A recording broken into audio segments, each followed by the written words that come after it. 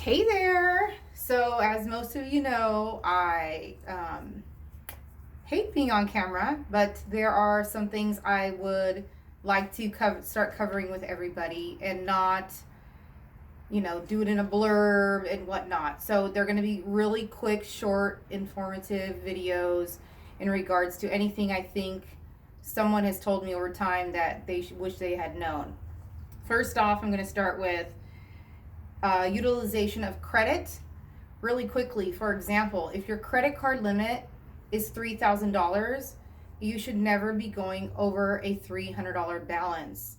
Needless to say, that is a huge impact on your credit score.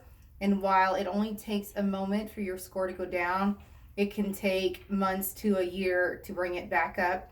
And it never seems to be where it was before you made that purchase that you really didn't need to put on the card. So, step one, 10% of your credit limit should be the highest you ever carry. And your only time you should be using your credit is if you intend to pay it.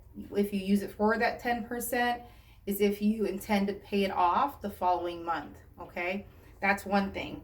Also, something I'm seeing a lot of, and I'm quite surprised on my lending division that it is reporting this way, is these darn, I don't want to say any vendors, but let's say you're going to buy something and you get to the end and it says, 12 months flex pay or easy payments, 0 today or divide by 12. One thing that I'm seeing and I was actually surprised about is that, let's say if you put that purchase on your credit card, your minimum payment was 25. But now when you agree to these terms that you're going to pay it by a certain date, you really need to look at the small print, because if that creates, dividing it by 12, $150 payment, okay, so that's great. But if some of them are doing it as more of, now you're obligated to pay that 150. And while that might not be a big deal, if your credit report would have reported a $25 minimum and now it's reporting 150, a lot of our clients, when they're purchasing a home, that can affect their DTI. It does affect their DTI. And again, it's one of those, had I known, I wouldn't have done it. I didn't need to do that. I was intrigued by the zero interest. And so that can affect you. So that's another thing. Again, for me, I say stay away from those. If you're charging it anyways, I do it for simplicity, but we should never be really using our credit because we need the credit. And then supplemental taxes is my last but not least, because I get calls on this, questions about supplemental property taxes all day long. The easiest way to explain it is I call it a one-time real estate tax. Now, we have a real estate division here, we have a loan division. However, there's a lot of confusion of where these supplemental taxes come. The lender missed it and whatnot. No, it's actually when you purchase property, there is a report and it's called a natural hazard disclosure report that is given to you by your real estate agent. This is a supplemental taxes or a real estate disclosure.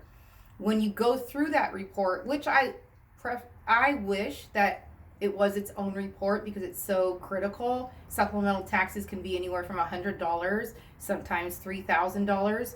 So again, it is important, but it is stuck in this 30 or some odd page report right in the middle, and it's maybe 4 to 5 pages about supplemental taxes. Basically, long story short, if the old owner paid $100,000 for the house, the assessor is assessing it based on that $100,000. Now you come along and you pay $300,000 for the house. There is a $200,000 difference. So the property is going to eventually be reassessed.